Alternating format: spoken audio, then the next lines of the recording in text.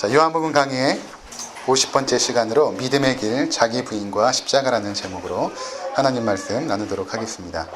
우리가 지금 요한복음 11장을 통해서 살펴보고 있는 아주 중요한 내용 중에 하나는 이 나사로가 부활한 사건이 바로 한 나사로라는 인물이 죽었다가 살아난 것 이상으로 아주 깊은 의미가 있다는 것입니다. 그것은 바로 우리 교회에게 말씀하시는 것이죠. 우리 하나님의 백성들이 과연 죽음으로부터 어떻게 살아나는가, 그 과정을 우리 가운데 보여주고 있다는 것입니다. 요한복음 11장은 참 특이한 것이 처음에는 목자와 양의 비유를 들지 않습니까? 그래서 우리 안에 각각의 목자가 다른 여러 양들이 들어있죠. 그런데 주인이 와서 자기 양들의 이름을 불러내죠. 그러면 자기의 목자의 음성을 알아들은 그 양들이 그 목자를 따라 나서지 않습니까? 그러한 그 말씀이 이제 11장 초두에 있고, 이제 후반부에 나사로의 부활 사건이 나오는데, 예수님께서 이 나사로를 살리실 때에 나사로야 나오너라 이렇게 말씀하죠. 그 죄악의 구렁텅이에 있었다, 사망의 권세 아래 놓여 있었던 그 나사로, 그가 바로 예수님의 양이었던 것입니다. 그래서 예수께서 그의 이름을 부르시고 이제 나와라.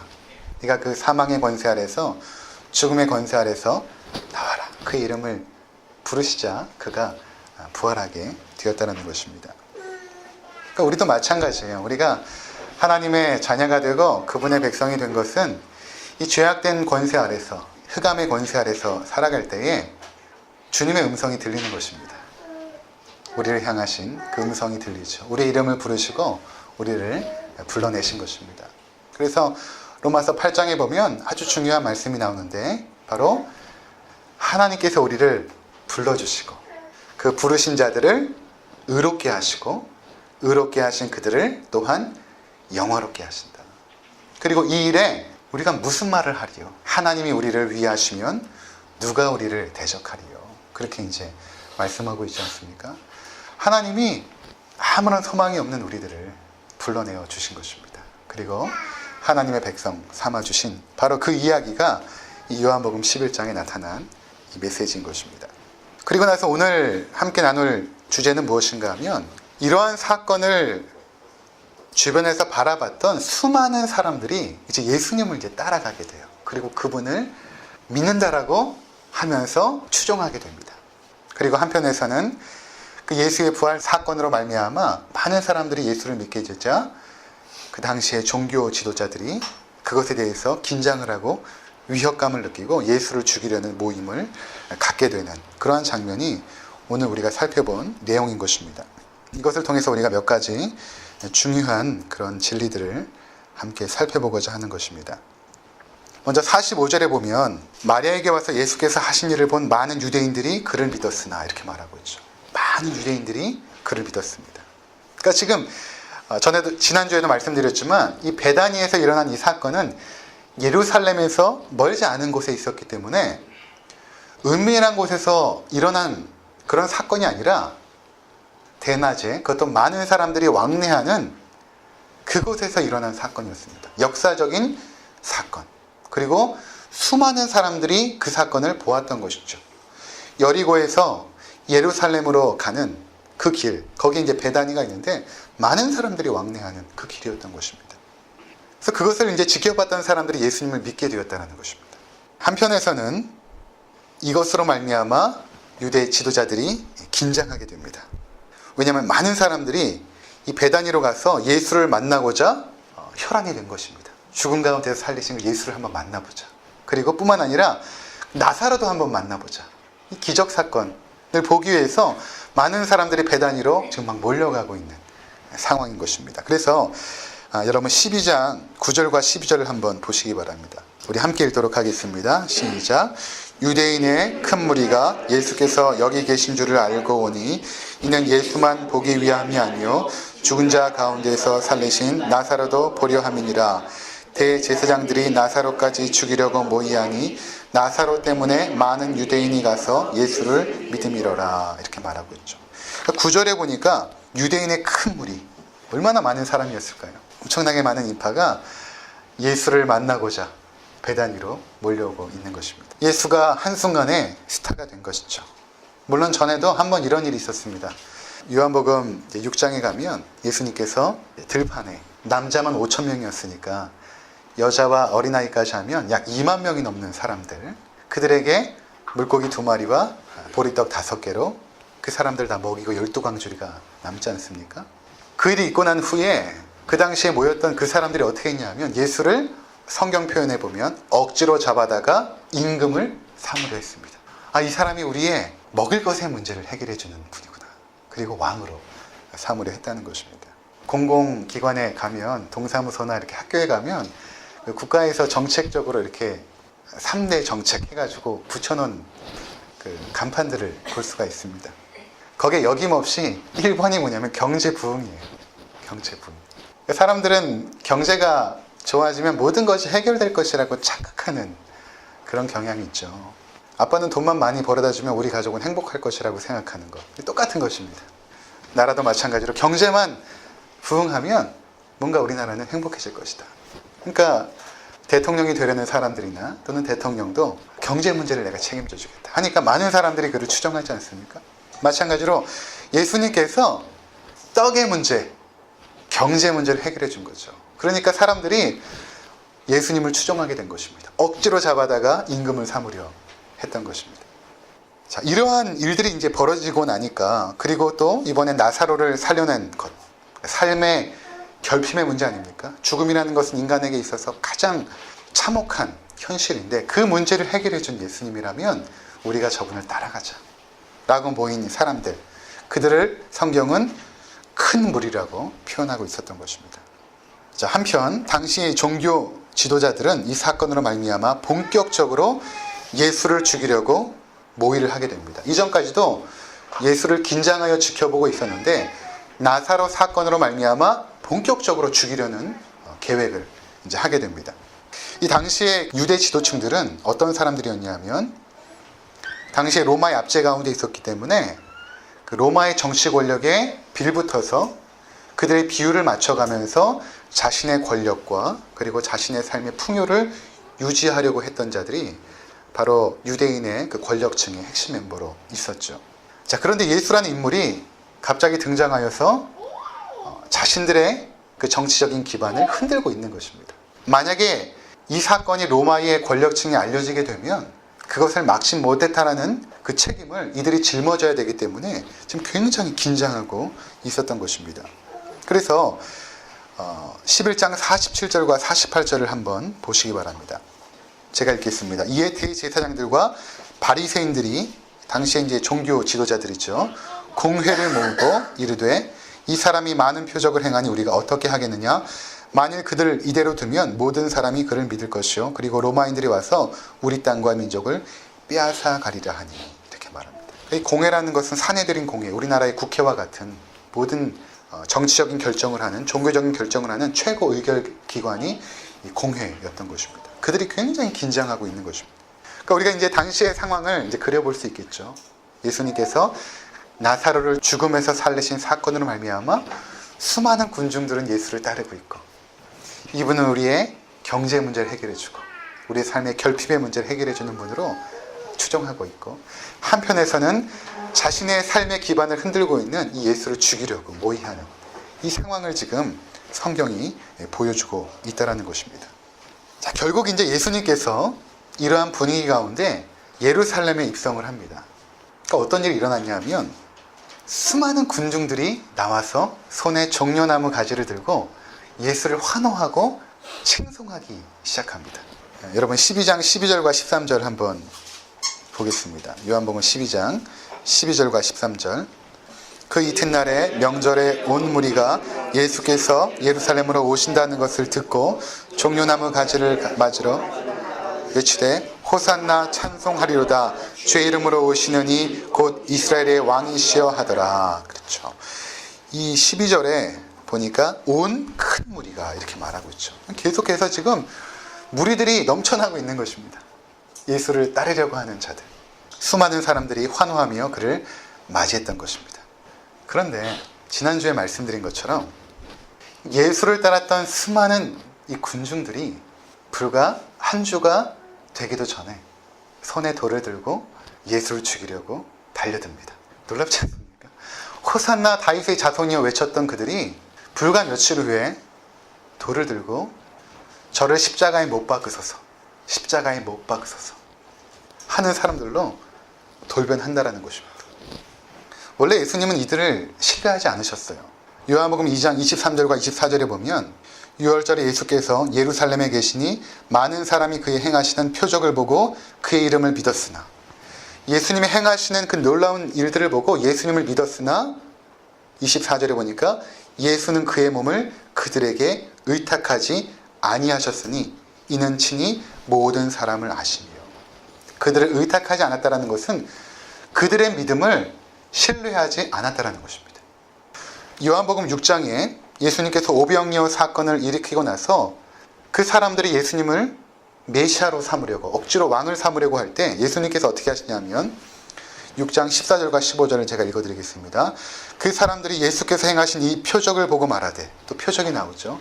이 표적을 보고 말하되 이는 참으로 세상에 오실 그 선지자라 하더라.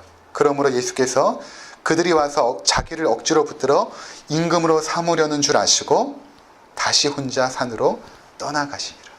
그들을 떠나가십니다. 예수님. 사실 예수님께서 공생의 사역을 시작할 때에 이적을 베푸는 것에 대해서 매우 신중하셨습니다. 왜냐하면 우리의 연약한 죄악된 본성이 예수님께서 행하시는 그 이적을 보고 예수님이 하나님의 아들이고 우리의 죄의 문제를 해결하사 하나님의 자녀 삼아주시는 구원자로 보지 않고 우리 삶의 경제 문제를 해결해주고 우리 삶의 질병의 문제를 해결해주고 우리 삶에 무언가 형통함을 주는 내 삶의 유익을 위한 메시아로 삼으려 했기 때문에 예수님은 어떠한 일을 행하시고 나서 이 일을 제발 말하지 말아달라고 부탁을 하는 여러 장면들을 보게 됩니다. 마태복음 9장 30절에 보면 예수님께서 맹인의 눈을 뜨게 하시고 이렇게 말씀하세요. 예수께서 엄히 경고하시되 삼가 아무에게도 알리지 말라. 마태복음 12장에는 안식일에 이 손 많은 자를 고치시고 나서 이렇게 말씀하십니다. 예수께서 아시고 거기를 떠나가시니 많은 사람이 따르는지라 예수께서 그들의 병을 다 고치시고 자기를 나타내지 말라 경고하셨으니, 나에 대해서 이야기하지 말라. 내가 너희들의 질병을 고쳐주고 너희의 삶의 문제를 해결해 줬다는 것을 사람들에게 알리지 말라. 마가복음 1장에 나병 환자를 고치신 후에 44절에 보면 이르시되 삼가 아무에게도 아무 말도 하지 말고, 마가복음 5장에서 죽은 회당장의 딸 야이로를 살리신 후에는 예수께서 이 일을 아무도 알지 못하게 하라고 그들을 많이 경계하시고 이렇게 말씀하십니다. 예수님께서 왜 자신의 놀라운 이적들을 사람들에게 알리지 말라고 했을까요? 이것은 우리가 예수 그리스도를 내가 가지고 있는 그 생각의 틀에 가둬버리기 때문입니다. 내 삶의 유익을 위한 수단으로 예수님을 자꾸만 끌어들이기 때문에 너희가 이것이 알려졌을 때는 그들이 나를 그렇게 믿을 것이다. 이것을 예수님은 굉장히 염려하고 걱정했던 것입니다. 그럼에도 불구하고 많은 사람들이 예수님을 이제 따르게 됐죠. 숨길 수 없는 놀라운 이적 앞에서 사람들은 그들을 따랐던 것입니다. 수많은 군중들, 호산나 다윗의 자손이여 외치며 예수를 칭송했던 그들이 무엇 때문에 예수님을 따랐을까요? 바로 자신의 삶의 문제를 해결해 주는 분으로 따랐던 것이죠. 이게 여러분 왜 잘못되었을까요? 왜 잘못되었을까요? 재밌는 게 뭐냐면 예수님이 떡의 문제를 해결해 준 분으로 사람들이 인식할 때는 따랐지만 그 오병이어 사건 이후에 뭐라고 말씀하시냐면 너희가 내 살을 먹고 내 피를 마셔야 영생을 얻게 된다라는, 영생을 준다라는 말씀 앞에서는 저희들이 어려워서 다 떠나갑니다. 여러분 6장 이제 보시면 6장 맨 마지막 부분에 제자들까지도 떠나갑니다. 그리고 몇 사람 남지 않아요. 생명을 준다니까 사람들은 떠나갑니다. 나에게는 돈이 필요한데요. 나에겐 지금 당장 현실 앞에 있는 경제 문제가 해결돼야만 되는 것입니다. 예수님 지금 우리 가족이 질병에 걸렸는데 예수님은 질병의 문제를 해결해 주는 그것만으로 되는 것입니다. 지금 우리의 자녀가 수능을 앞두고 있는데 예수님 제발 좋은 성적, 좋은 대학 가게 해주십시오. 그러한 분으로 자꾸 예수님을 끌어들이는 것입니다. 우리 삶에. 근데 예수님께서 우리 삶에 들어오셔서 말씀하시는 것이 무엇이냐면 나는 그것 때문에 오지 않았다라는 것입니다. 나는 너희에게 생명 주기 위해 왔고 죄의 문제를 해결하기 위해서 왔다라고 말씀을 하십니다. 그랬더니 사람들이 돌을 들어 죽이려고 하는 것입니다. 예수님께서는 우리에게 풍성한 삶과 안정된 삶을 말씀하셨어요. 그런데 이 풍성한 삶과 안정된 삶은 우리가 생각하는 것과는 달라요. 우리는 경제적인 풍요함과 사고가 없고 무탈한 그런 안정된 삶을 원하지만 예수님이 말씀하시는 풍요함과 안정은 예수 안에 있는 풍요함입니다. 영적인 풍요요. 그분께서 우리의 삶을 끌고 가시는 그 안전함이죠. 근데 우리는 어떻게 생각을 하냐면 예를 들어서 이런 것입니다. 빌립보서 4장 13절에 내게 능력 주시는 자 안에서 내가 모든 것을 할 수 있느니라 라는 말씀을 듣게 되면 어떻게 생각하냐면 이 앞뒤 구절은 상관없이 주님께서 나에게 능력 주시면 내가 모든 것을 할 수 있어. 내가 지금 어떠한 사업을 하려고 하는데 주님이 나에게 능력 주시면 이 사업은 잘 될 거야. 우리 삶은 탄탄대로일 거야. 형통할 거야. 라고 생각합니다. 여러분 집에 가셔서 4장 13절을 다시 한번 보세요. 빌립보서 4장 13절. 바로 몇 구절 앞에만 봐도 우리가 생각하는 그런 말씀이 아니에요. 이것은 내가 비천에 처할 줄도 알고 풍부에 처할 줄도 안다. 사도 바울의 고백이죠. 나는 부하여도 만족하고 가난하여도 만족한다. 나는 하나님께서 주시는 은혜 안에서 만족하는 비결을 배웠다라는 말씀이죠. 그래서 내게 능력 주시는 그 하나님 안에서 어떠한 형편이든지 나는 감사하고 만족할 수 있는 능력이 있다라는 말씀입니다. 근데 우리는 그러한 것은 생각하지 않아요. 내가 원하는 대로 생각을 하는 것입니다. 요한 3서 3절에 보면 이렇게 말합니다. 사랑하는 자여 내 영혼이 잘된 같이 내가 범사가 잘되고 강건하기를 내가 간구하노라. 이 말씀을 대하면 우리 이렇게 생각하죠. 예수 믿으면 영혼이 잘되고 범사, 사업이 잘되고 강건, 건강의 축복이 오는구나. 이 삼박자 축복이 나에게 주어지는구나 라고 믿어버리는 것입니다. 그리고 사람들이 그걸 좋아하니까 설교자들은 그렇게 전하는 것입니다. 하지만 여러분들이 또 성경을 보시면 이것은 요한이 가이오 장로에게 편지를 쓰면서 하나님 앞에 기도하는 내용입니다. 약속의 형태가 아니라 하나님에 대한 기원의 형태예요. 하나님 가이오에게 영혼이 잘되게 해주시고 그리고 그의 범사가 잘되게 해주시고 강건하게 해주십시오. 기도하는 것이지 예수를 믿으면 이런 삼박자의 축복이 온다라고 약속하는 것이 아님에도 불구하고 우리는 그것을 약속으로 받아들이고 싶어 하죠. 이게 왜 문제가 되는가 하는 것입니다. 이게 왜 문제가 되는가. 이게 엄청난 충격과 문제가 되고 있습니다. 이전까지는 아니었어요. 1960년대에 6.25 이후에 한국 사회가 극도로 가난한 시절에 대부분의 교회들은 이 삼박자 축복을 외쳤어요. 너무 어려우니까 사람들에게 소망이 필요했던 것입니다. 근데 이 소망은 이 땅에서 누리는 소망이었어요. 그리고 실제적으로 예수를 믿고 형통해지고 부유한 사람도 있었겠죠. 질병에서 고침받은 사람도 있었습니다. 근데 문제는 그런 사람도 있지만 그렇지 않은 사람도 있었다는 것입니다. 평생을 예수께 순종하며 살았음에도 불구하고 단칸방을 못 벗어나고 평생 자신이 가지고 있는 질병에서 벗어나지 못하고 죽어갔던 수많은 믿음의 사람들이 있었습니다. 그러면 이 사람들의 삶을 어떻게 해석하시겠습니까? 삼박자 축복으로 우리가 그 성도의 삶을 우리가 바라볼 때에 그 질병 가운데 죽어간 그 성도, 평생 가난에서 벗어나지 못했던 그 성도의 삶을 우리가 뭐라고 해석을 하겠습니까? 이렇게 생각하는 거예요. 하나님이 축복하지 않으셨나 보다. 뭔가 잘못한 게 있겠지. 이게 우리가 가지고 있는 신앙의 한계라는 것입니다. 그렇게 교회에 수많은 사람들이 몰려들었어요.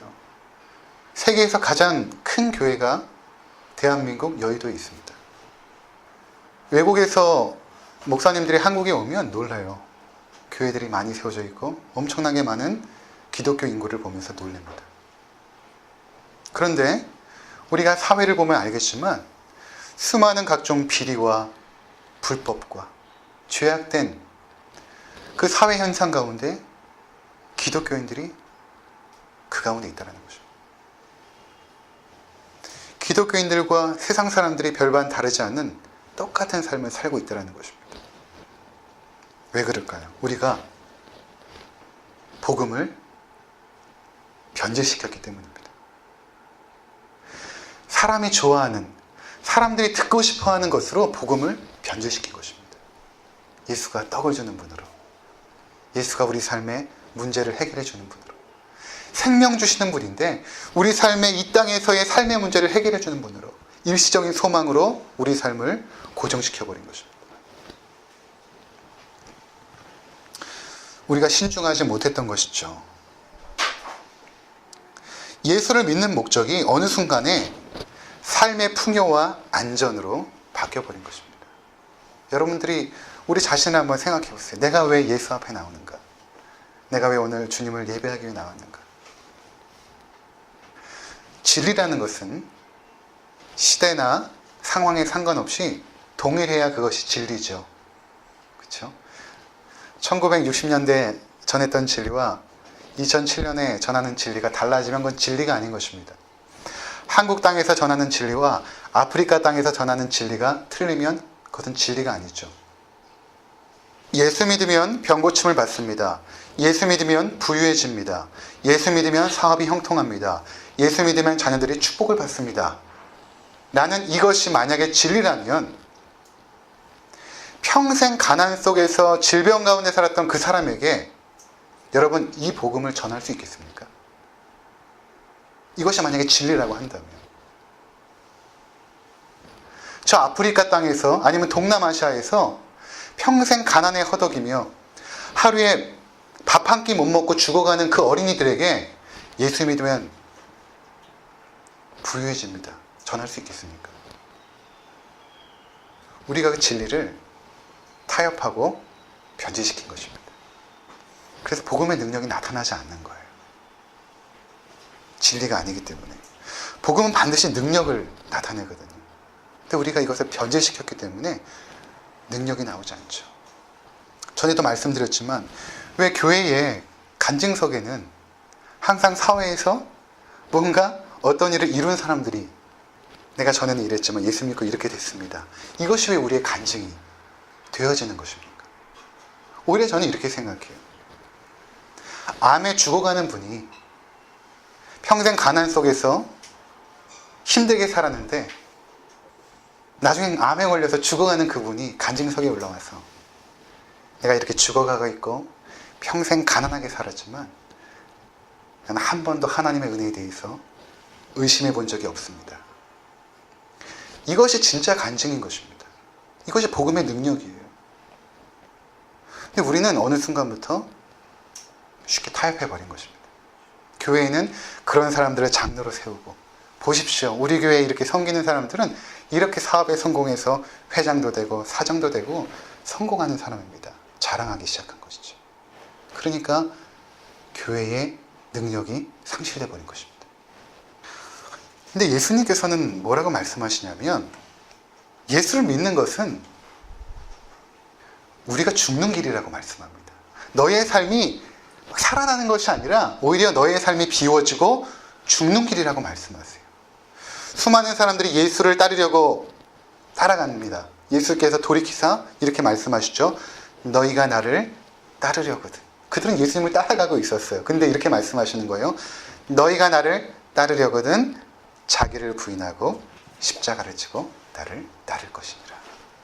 이렇게 말씀하십니다. 그래서 오늘 본문 보면 참 아이러니한 장면이 나와요. 어떤 거냐면 그 당시에 대제사장, 타락한 대제사장이었는데 그가 이런 말을 해요. 사실은 그가 했던 말은 예수를 죽이면 모든 것이 끝납니다. 이런 말이었어요. 이렇게 비아냥거리는 비꼬는 말이었는데 이 말 속에도 성령께서 임재하사 하나님 나라의 진리를 담아주십니다. 뭐라고 말하냐면 11장 49절과 52절을 한번 보시기 바랍니다. 제가 읽겠습니다. 그 중에 한 사람 그 해에 대제사장인 가야바가 그들에게 말하되 너희가 아무것도 알지 못하는도다. 한 사람이 백성을 위하여 죽어서 온 민족이 망하지 않게 되는 것이 너희에게 유익한 줄을 생각하지 아니하는도다 하였으니, 이 말은 스스로 함이 아니요 그 해에 대제사장이므로 예수께서 그 민족을 위하시고 그 민족만 위할 뿐 아니라 흩어진 하나님의 자녀를 모아 하나가 되게 하기 위하여 죽으실 것을 미리 말함이로라. 그는 자기가 하는 말이 뭔지도 모르고 냉소적인 말투로 했지만 여기에는 하나님 나라의 진리가 담겨져 있죠. 그것은 무엇인가 하면 예수께서 이 땅에 온 것은 죽으러 오셨다는 것입니다. 그리고 그분의 죽음으로 인하여 하나님의 백성들이 모여질 것이라는 이 진리를 선포하죠. 예수님께서는 하나님이셨지만 완전한 인간이셨어요. 그래서 인간으로서 하나님이 원하시는 삶을 온전히 사시고 다시 하늘 보좌에 올라가신 분이 예수님이세요. 그래서 우리가 이 땅에서 정말로 바라보고 닮아가야 될 분은 누구냐면 참 인간이신 예수님입니다.